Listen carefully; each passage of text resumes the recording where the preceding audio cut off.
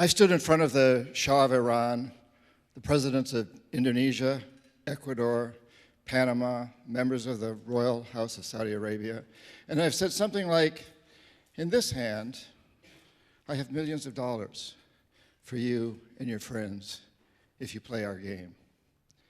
In this hand, I have a gun in case you decide not to. Now, my words were more diplomatic than that, but that was the message. I was an economic hitman. And we economic hitmen have created a new global economy, really, a form of capitalism that I call predatory capitalism.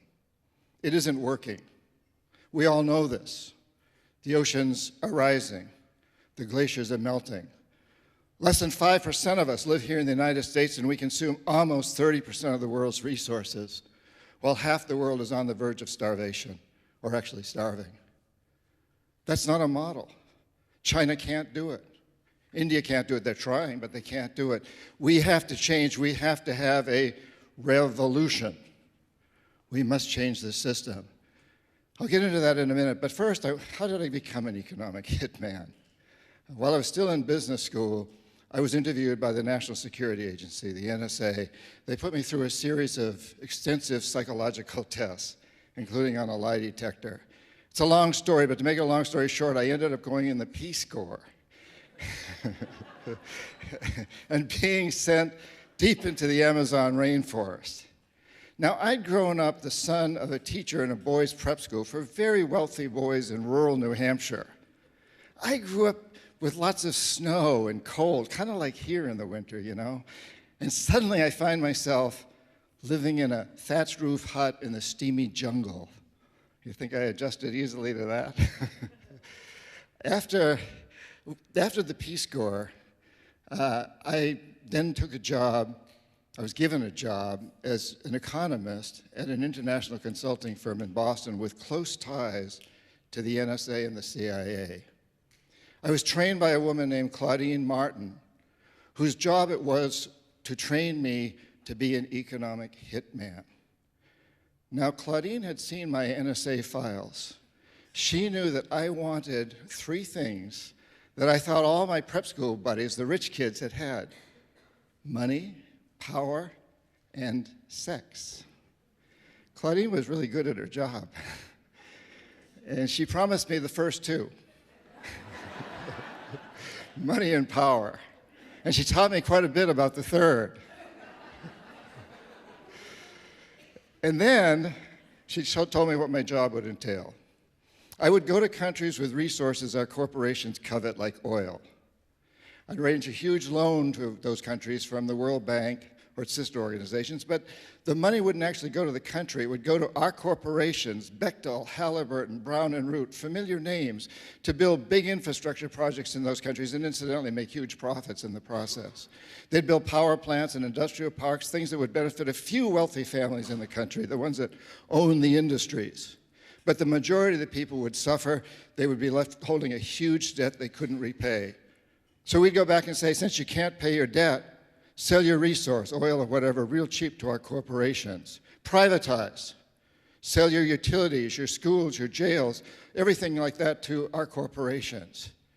And Claudine also told me that if the leaders of these countries refused my offer, people she called jackals would be right behind me. I didn't actually carry a gun, but the jackals did. My first assignment was in Indonesia, a country that had just ended a terrible civil war where more than 1 million people had been killed. It had a terrifying reputation. And I have to admit that when I arrived in Jakarta, knowing I'd be there for about 3 years, my knees were shaking pretty bad. My stomach was filled with fluttering butterflies. I had no idea what I was supposed to do. I was a very young man. I just knew that I was expected to produce a report that would convince the Indonesian government to build an extremely expensive electrical system, hiring our corporations to do it. Claudine had made it sound simple, even kind of James Bondishly romantic. But now I'm struck by reality, and I felt naive, ill-prepared, vulnerable, Fortunately for me, the winner of the Civil War, President Suharto, who was actually a dictator, wanted the projects that I was offering, and he also wanted CIA and Pentagon protection. And so every time I stumbled, and I stumbled often, somebody was there to pick me up. A government official would appear with an incredible report that would indicate beyond any shadow of a doubt that electricity was all the country needed to take off to huge growth. A Harvard-trained mathematician showed up with a mathematical formula that proved that if they just built this electrical system, everything would be fine. In the end, I produced a report that forecast the need for electricity at an unheard of annual rate of 19%. Indonesia got its loan. Our corporations made lots of money, and I was promoted from economist to chief economist. It was quite a lesson.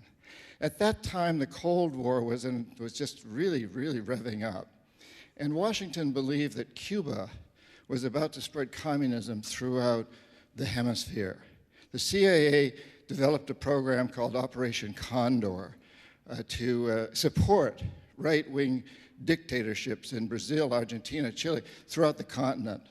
Jaime Roldos, president of Ecuador, democratically elected, and Omar Torrijos, head of state of Panama, strongly opposed Operation Condor. I was sent down to get them to change their ways. They wouldn't. They refused. Roldos was killed when his private plane crashed in what many believe was not an accident.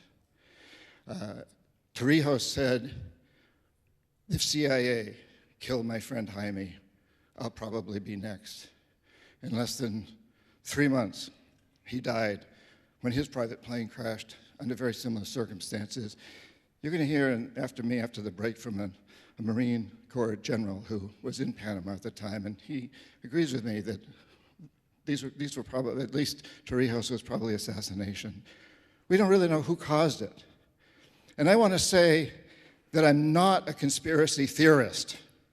I don't believe in some overarching conspiracy to take over the world. But I do read reports. I think I'm a conspiracy factualist.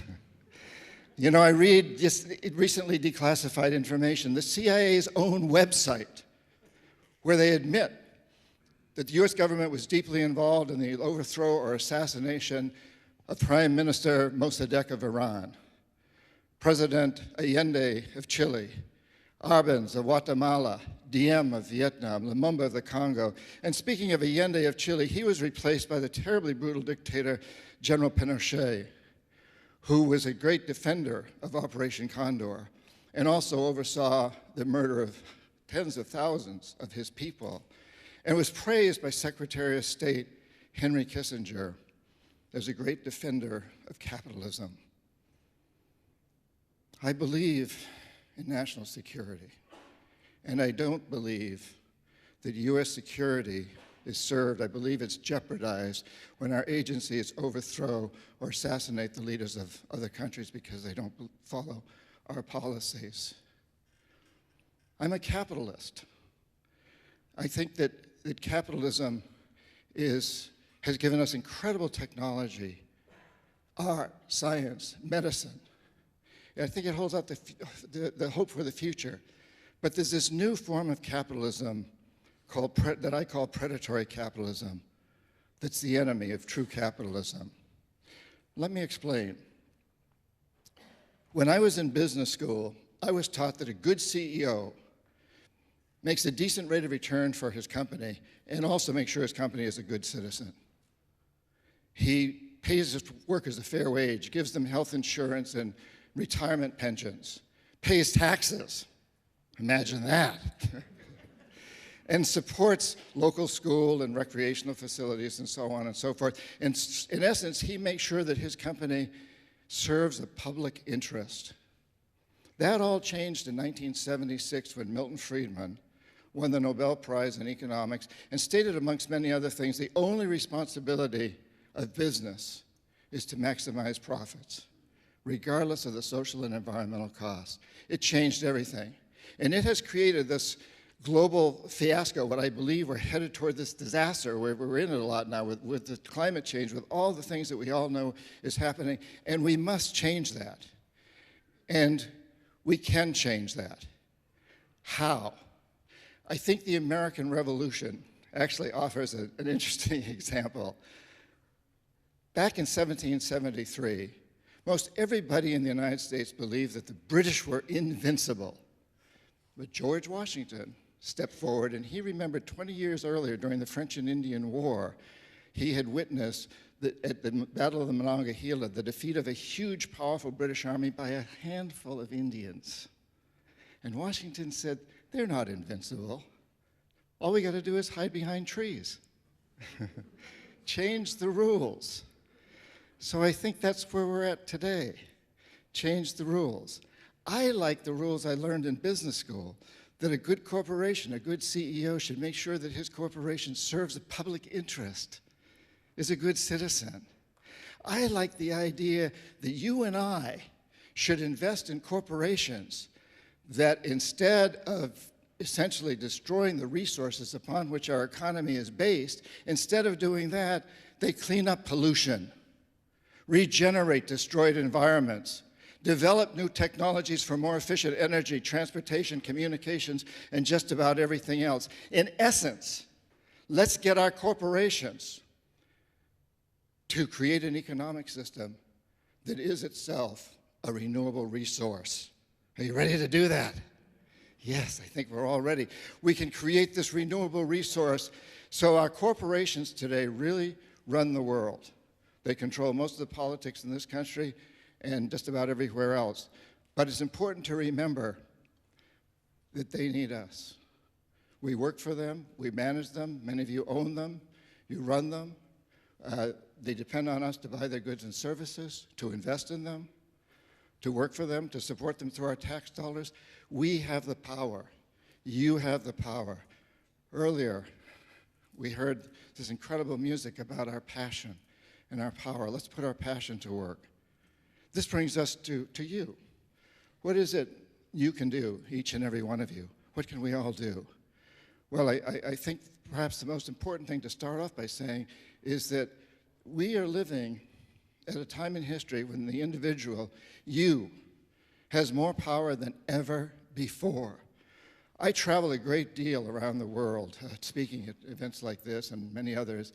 And everywhere I go, whether it's in Asia or Africa, South America, Europe, Middle East, the United States, people are waking up to the fact that we live on a very tiny, fragile space station with no shuttles.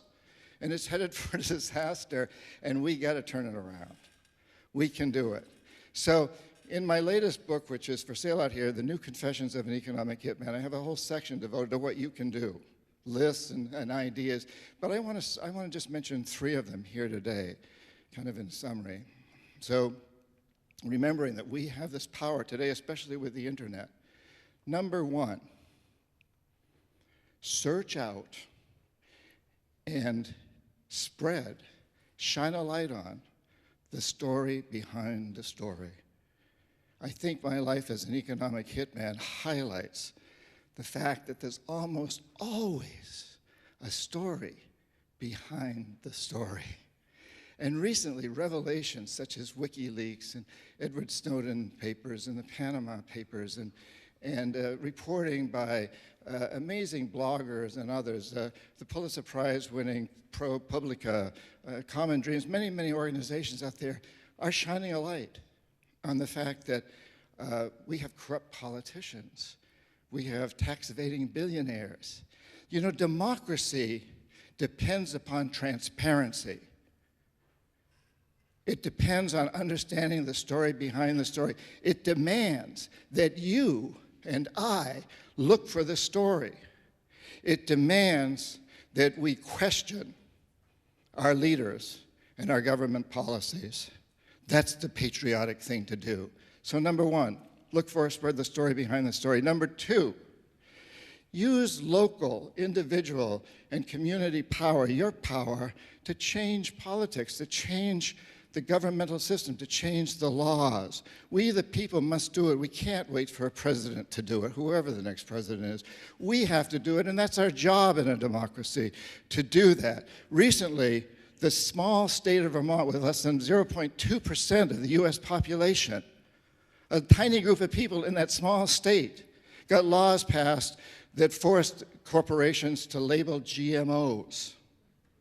As a result, 5 of the major food companies, ConAgra, General Mills, Kellogg's, Campbell Soup, Mars, all committed to labeling GMOs here in Michigan and everywhere else in the United States.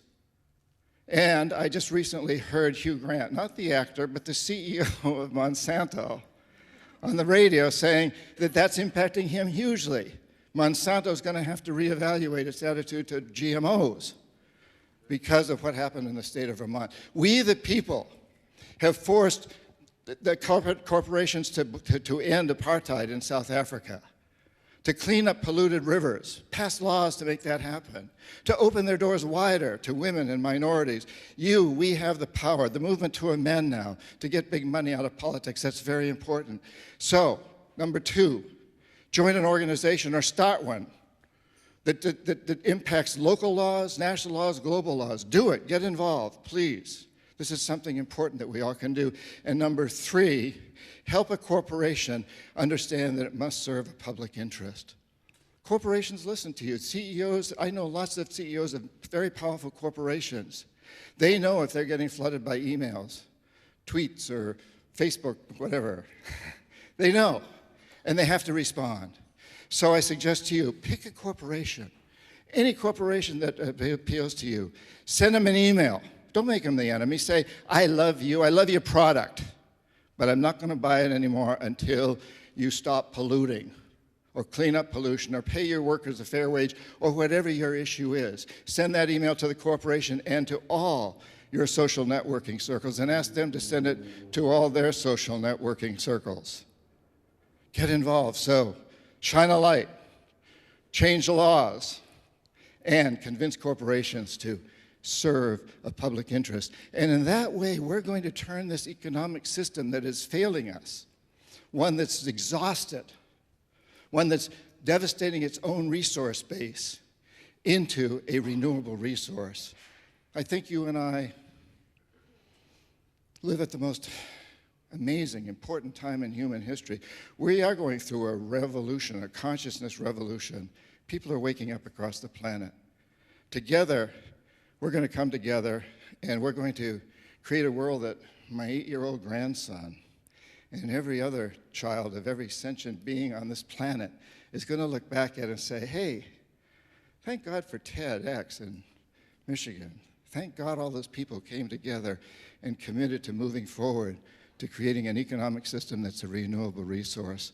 Thank you all for being here. I look forward to taking this journey with you. Thank you so very much.